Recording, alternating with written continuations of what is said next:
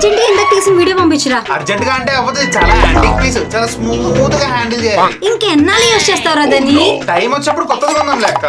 అయితే వచ్చిందిరా, ఎంఐ వాళ్ళు దివాళీ షామై సేల్ స్టార్ట్ చేశారు. ముందే చెప్తున్నాను, బడ్జెట్ లో ఉండాలి. బడ్జెట్ లోనే కదా, అండర్ 15,000 లో బెస్ట్ 3 మొబైల్స్ చెప్తా, నువ్వే సెలెక్ట్ చేసుకో. ఫస్ట్ 14,999 కి అయితే ఈ రెడ్మీ 15 వస్తుంది. ఇదైతే సిగ్మెంట్ లోనే లార్జెస్ట్ 7000 mAh బ్యాటరీతో రావడం వల్ల దివాళీ నైట్ అంతా ఛార్జింగ్ పెట్టుకోపోయినా ఫుల్ గా ఫోటోస్ దిగొచ్చు.